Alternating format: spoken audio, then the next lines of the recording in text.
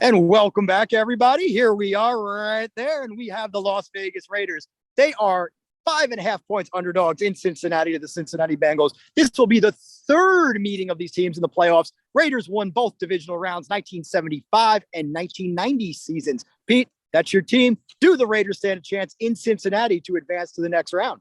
Yeah, the people spending their money do. Anybody who's betting on the game believes in the Raiders. Line opened up at 6, down to 5.5 with minus 114. Which means that it probably could get down to 5 if you give it more time. And the thing is that most people are teasing it up to 7 points, and it's going to cost them a lot of money if you want to take that. So I think that the Raiders have a solid shot against Cincinnati's offensive line is worse than the Chargers.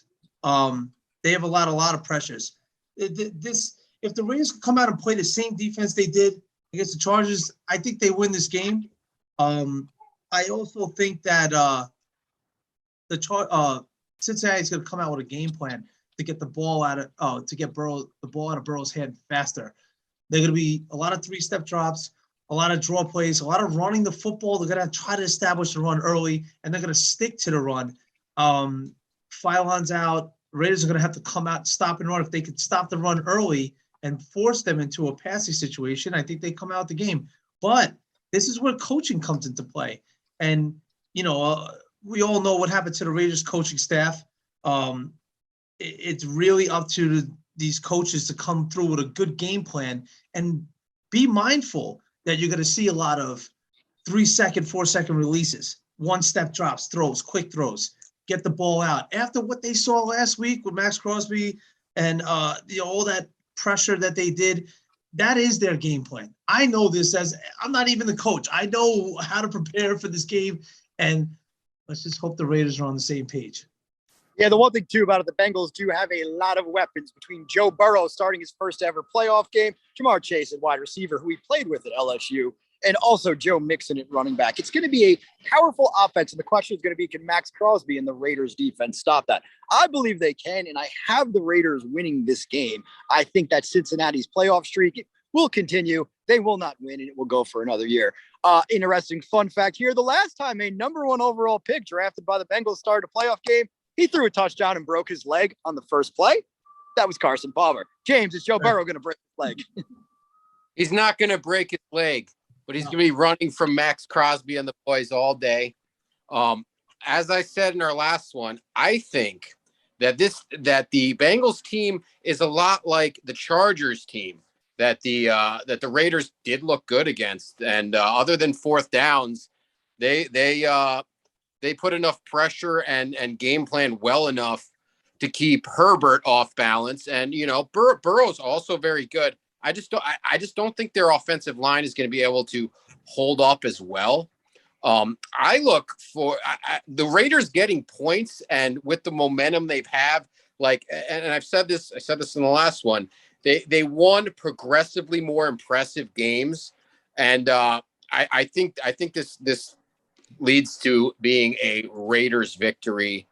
Good for you, Pete. Let's hope it happens. All right. Let's leave it at that. All right. So NFC, we have some games. Some guy named Tom Brady is playing for the Tampa Bay Buccaneers. We'll take on the Philadelphia Eagles.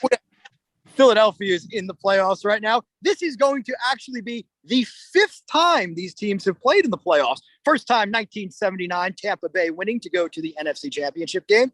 From 2000 to 2002, they played 3 years in a row. Philadelphia ended Tampa's seasons the first 2 years. The third year, the last game at Veterans Stadium, John Gruden and the Tampa Bay Buccaneers won, destroying Philadelphia en route to their first Super Bowl victory. Tom Brady looking to repeat as a Super Bowl champion. He has done that before. Is he going to do it this year with this game? Will this be his first step to making it there? I'm going to say yes. I agree with you. Although this is the game that I think the better should roll with the dog in the NFC. I think the Eagles plus 8.5. I think they'll cover that. I think the Eagles will be close enough. I don't think it'll feel close enough for most of the game, but I think the end result will be close enough where if you're putting a little smackaroos down on this game, you're going to want to maybe go with the Eagles. But I do see Brady beating them. I just don't think the Eagles are very good. And, they had like a nice little stretch in the middle of the season, but they didn't finish strong. And I'm not convinced. All right. Well, we do have the over-under set at 46 points with an 8.5 point differential there in the spread. I think they're saying that Philadelphia is going to get blown out by Tom Brady, Pete. It's a live bet kind of game. I mean, every Tampa game has been a live bet kind of game. They came out and they're losing to bad teams. You see it happen all the time. I mean, not saying that Philly's a bad team, but they're not a great team. And I could totally see Philly coming out ahead.